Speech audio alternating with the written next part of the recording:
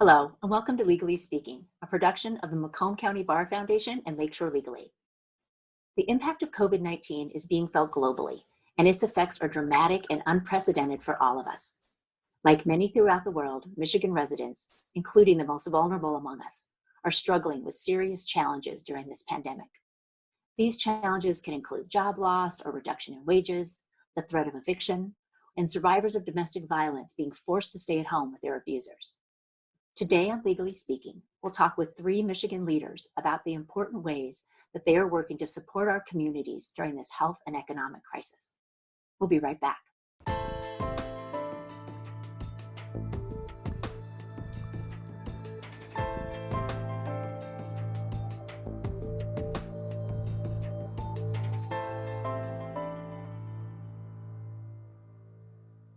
Welcome back to Legally Speaking. I'm Ashley Lowe, the Chief Executive Officer of Lakeshore Legal Aid. We're a nonprofit law firm that provides free civil legal services to low-income people, seniors, and survivors of domestic violence and sexual assault throughout Michigan.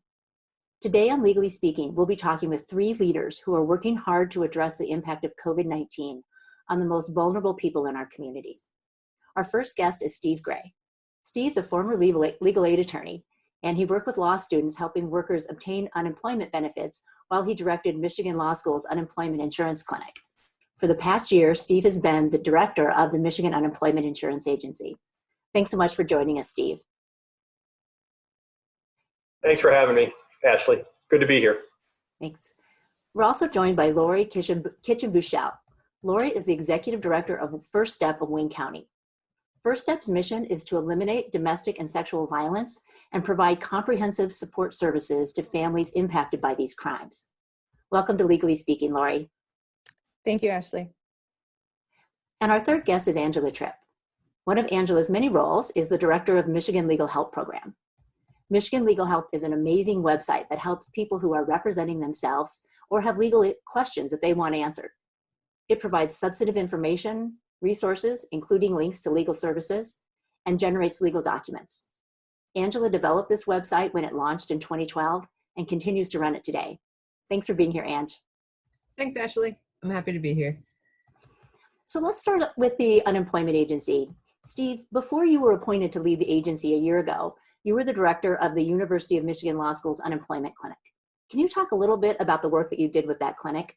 Sure. So, I've been a career legal aid lawyer and, spent my life, representing people who can't afford attorneys in different areas of administrative law that included other public benefits programs, but with a focus on unemployment insurance.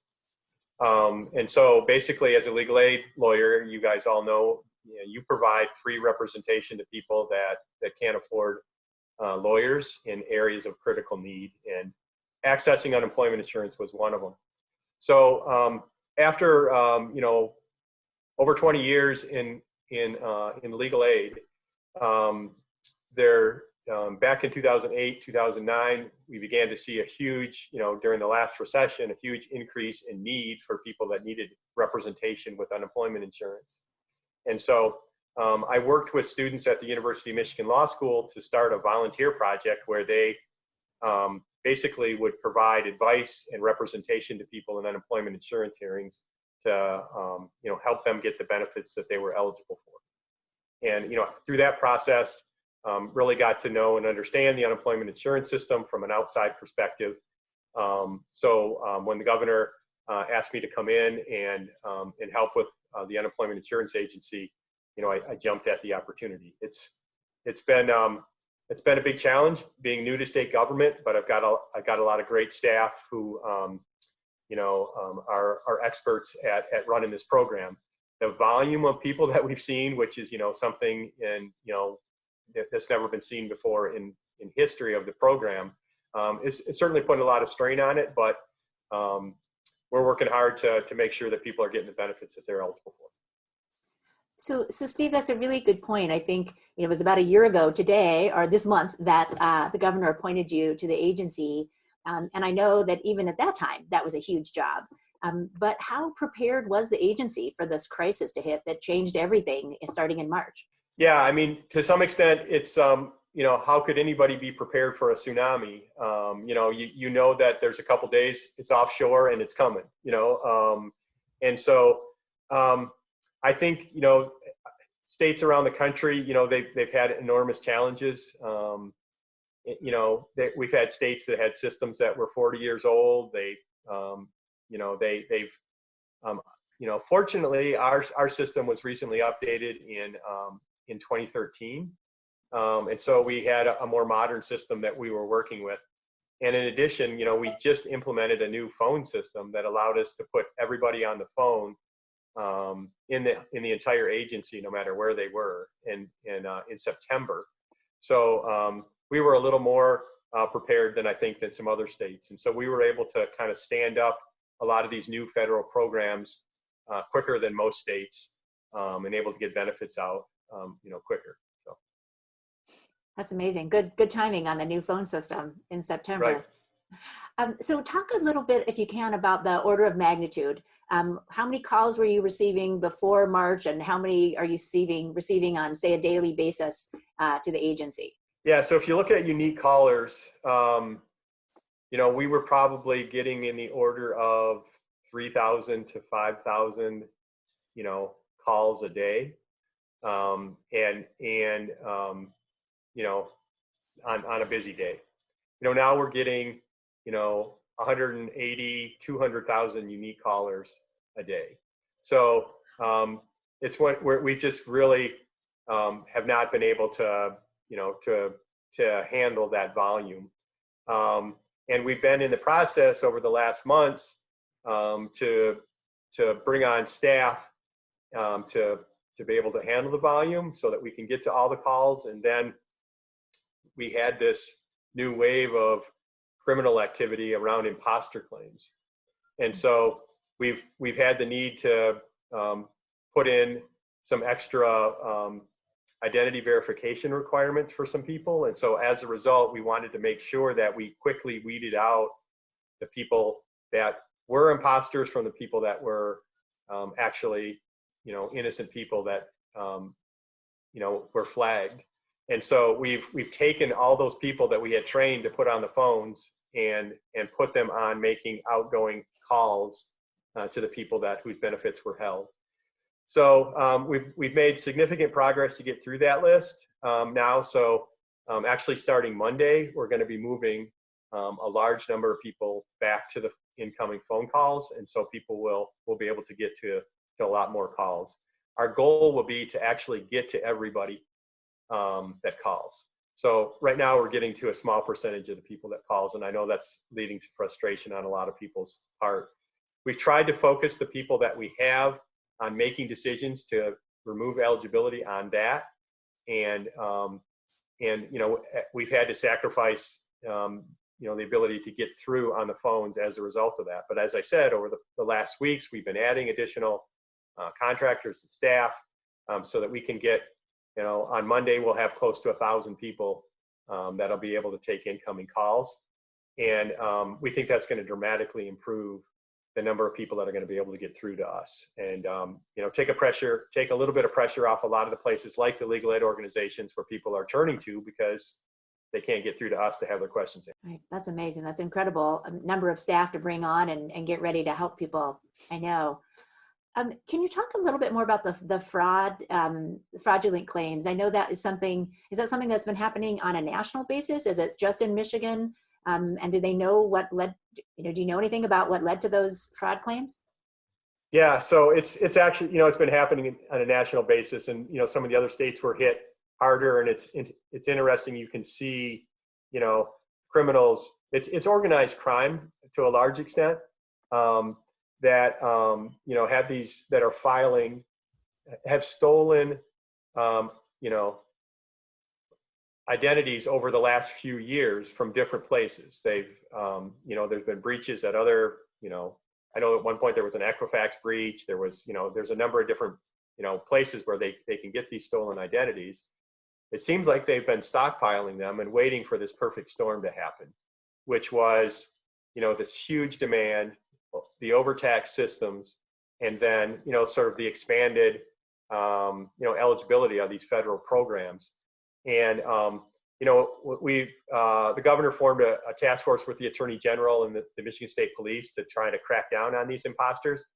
And I think it was Colonel Gasper from the Michigan State Police that said that, they see this with every disaster, that these organized criminals come out and file these imposter claims. And, it's not just the system that's, victimized by it. Obviously, it's the people's identities that they have stolen that are victimized by it. But it's also the innocent people in the system whose benefits are delayed, because we have to go through additional identification, requirements for people that are really, a victim of it as well. It's exceedingly frustrating that, that there are criminals out there that would take advantage of all of us in a time like this. Absolutely. Yeah. So thanks. So let's kind of go to the basics if we can. Can you talk generally about like who's entitled to get unemployment benefits? Maybe before the pandemic, and then we can talk about more recent developments. But before that, who is generally eligible for unemployment?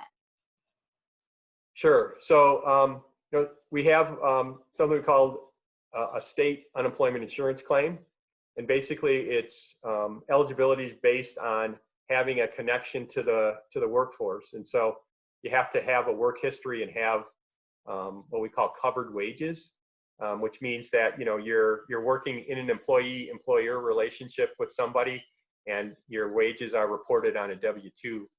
And so if you have enough covered wages in the past year, and then you become unemployed involuntarily, and with the pandemic, that's most people, because the reason that people are unemployed for the most part is because they've been laid off from their work, and so or put on leave. And then so if you have enough wages and you are covered under covered employment, and you have become separated involuntarily, then you're going to be eligible for benefits. And then it's just a matter of, maintaining your connection to the workforce while you're receiving benefits. So there are these ongoing eligibility requirements. And for the most part, the governor has waived a lot of those eligibility requirements going forward because of the pandemic. So, so for example, the work search requirement, normally you have to be, looking for work. And the governor has said, it doesn't make sense. There aren't jobs out there. We want people all the people that can, to stay home and stay safe. And so, we've turned off the work search requirement. So that's the normal state benefits. Typically that doesn't cover people like 1099 workers, or people that are self-employed, or low wage workers that just, with limited hours, that don't have enough covered wages to qualify. And that's where Congress stepped in and provided assistance called pandemic unemployment assistance, or PUA, for them. And so they can be eligible as long as they're not able to do the work they would normally do because of COVID. And again, that's most of the people that are out there. It's not everybody, but most of the people that are out there that have had work, even if it wouldn't be covered by normal state unemployment, they're now covered under this pandemic assistance. And then Congress also allocated an additional $600 under the CARES Act that goes to a week, and that runs through the end of July. That's added on top of to your normal benefit amount. Is there any chance that is going to be extended after the end of July? So there's a lot of discussion on that going on in Congress right now. And so it's not clear which way that's going, but I think there's discussion about it right now. I have not been in tune with that, as I've been sort of focused on, other things. But I know that they're talking about it and debating it right now. Right. And so is there advice that you would give to folks who are, maybe they've applied for benefits and they haven't received them yet, or they're struggling? Are there resources available to help people? Yeah. So, if your claim's been denied and you need help with an appeal, there are places like the unemployment clinic at the U of M, or the legal aid organizations that are helping with those, which you know about very well. And But then if it's a matter of you've done everything that you need to do, and you're waiting for benefits, then as I said, we're going to have many more people available on the phones beginning next week. But we're asking people to kind of save those phones for people that have hit a barrier someplace. So if you've been waiting more than 6 weeks, you seem like you've done everything that you can, then it'd be fair to make a phone call in that case. But if you've just filed an application and you're still waiting your 2 weeks for your certifications to become available, then we ask you to sit tight on that. The other thing is, if you have something that's on your account that says there's a pending non-monetary issue, know that those are cases that we're working on without you having to contact us. So we have our adjudicators working on those, oldest to newest, and we've just made a commitment to make sure that we get through everybody that's been waiting for benefits with an application date in March and April. We want to get through those by the 4th of July, and then we're going to start going after May as well. And I'm going to give Ange a chance to talk about those resources in just a couple minutes and kind of outline how people can access all those services. So thanks a lot, Steve. I'm going to change gears a little bit to talk with Lori Kitchen-Buschel with First Step and talk about how this is having an impact on domestic violence. Lori, can you first start by talking about First Step generally? Talk about the work that you're doing most of the time with survivors of domestic violence and sexual assault. Sure. So First Step has been serving the community for about 43 years now. We are a domestic violence, sexual assault comprehensive service provider. We primarily serve Wayne County, but there's several sister agencies around the state that can serve anybody who might be listening within their local area. We have our emergency shelter where we do have 45 beds available for survivors who need to come to a safe place. We also have a transitional housing program, which allows 2 years of support in a rental space for families who are trying to get on their feet after violence has affected them.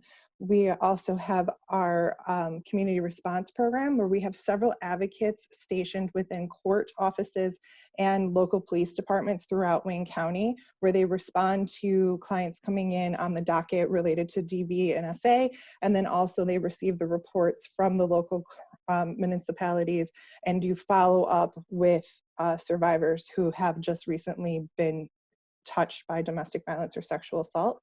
We also have our advocacy and counseling program where we provide counseling and advocacy supportive services to all adults and children who have been affected by domestic violence and sexual assault. We run the 24-hour crisis line for Wayne County. Great. Wow, that's amazing. And so how has the pandemic impacted your services? Has your staff been working from home this whole time, or how has that been happening? So it's been a little bit of a hybrid. Of course, we have to keep our emergency shelter open. We have residents in shelter and we have residents who need to come into shelter. So our first responding staff have been on site running our shelter, but we've changed some of how we run it. There's new protocols in place. There's markers for how we are making sure people are 6 feet apart. And we also have gone down to single suites. So it used to be you could have 2 survivors come in and there would be enough space because our suites are like large apartments. And so we could put 2 survivors possibly in a suite. Because of the pandemic, we are only putting 1 person or 1 family per suite. So our capacity has gone down. But that is also the best way for us to keep everybody safe from a health standpoint right now. But for the rest of our services, all of our survivors who respond in the community in our community response program, they're still getting the reports from the police department and they're still participating in court activities that are happening, though they are happening virtually now, and that has caused additional challenges for survivors and for staff. And then we also have moved very quickly to telephone counseling from home for our staff and survivors, and we've done some virtual counseling. We're still working out the tweaks on that because we've been doing it one way for 43 years and had to change rapidly without the budget to change our technology rapidly, but we are doing more virtual counseling now than just telephone. Got it. And I know that transition is so hard because it happened so fast that everybody Yeah. had to change gears. Yeah. Yeah. So how has the pandemic and the stay-at-home orders impacted survivors? I've heard reports that domestic violence has actually decreased during this time. Do you want to talk about that? Yeah, so I can speak to what we've seen in Wayne County. And so what we have seen is when the stay-at-home orders first started to go into effect, calls to our crisis line went up quickly. And so we saw about a 30% increase to calls asking for shelter and emotional support. Then after about 2 to 3 weeks into the stay-at-home order, the calls for shelter diminished and went down. And what we saw was a lot of more emotional support calls. We received the police reports from across Wayne County, and it isn't the same. One city has an increase, one city has a decrease. But what we have seen in those police reports is the intensity of violence has gone up. Much more use of weapons, much more use of indicators of possible violence becoming lethal, which includes actions like strangulation. And so we have, not seen a consistent all up across the county or all down across the county, but what we have seen is pretty consistent intensity of violence being higher. And so that has been one of our primary concerns. Now, we can infer a few things about what's going on the crisis line, and what some of our concerns have been is, one, some survivors have been afraid to come into shelter because they don't know if we can keep them healthy and safe. The other thing is, when everybody's at home, those survivors may not have a safe way to call us or get in touch with us. Normally, going to the grocery store, going to work, taking the kids to school are ways the survivor would get moments to reach out for help and plan and safety plan for help. If they're home in the home and possibly the assailant is home with them, they're without recourse and privacy to be able to reach out for support. And then what we also have seen is for those who are not necessarily in the home with their survivor, but frequently share, or in the home with their assailant, but frequently share children with their assailant, COVID-19 did not cause domestic violence or sexual assault. What it has done is created an additional stress that would cause somebody who seeks power and control over another individual to feel less power and control because of the unknown circumstances of the world, to then assert it further and have more access to do that. So what we've seen is some of our survivors who are in these situations where the assailant may have access to the children, they use COVID-19 as another tool and weapon in their toolbox by exposing the children and then sending them home with possible exposure to a home that could be immunocompromised, by threatening exposure in those ways too. So it's become another tool in a toolbox of ways that assailants control and harm survivors. Have you seen, as we're all relying even more on technology and are interacting with the world through technology, have you seen more increased use of technology to perpetrate abuse? Yeah, I wouldn't say that we've seen a huge increase. What I would say is that technology often is more of a barrier and a challenge for our survivors. One of what we noticed when we were shifting how we operate our residential program, our emergency shelter, is we had families in shelter with children who were now homeschooling their children. Typically in shelter, what we had was shared computer labs. That wasn't going to be a safe opportunity. So we had to very quickly figure out how to give access to technology to everybody in our shelter and those in our transitional housing program so they could work, so they could continue to look for work, and so that they could homeschool their children and their kids could do their schoolwork. The other thing that we have found is this has really demonstrated the need for us to have more chat functions.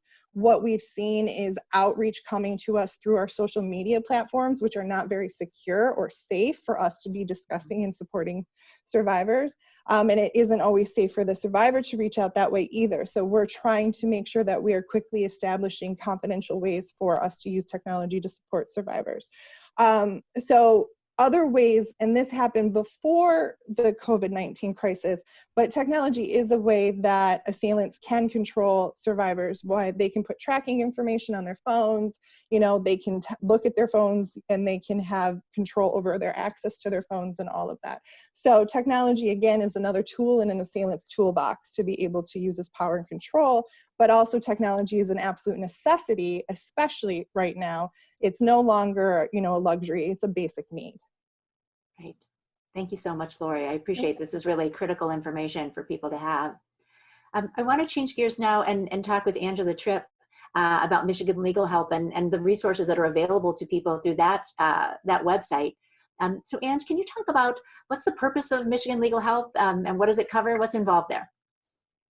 Sure. The Michigan Legal Help website helps people who have to handle their own legal problems. It's not legal advice, but it's legal information.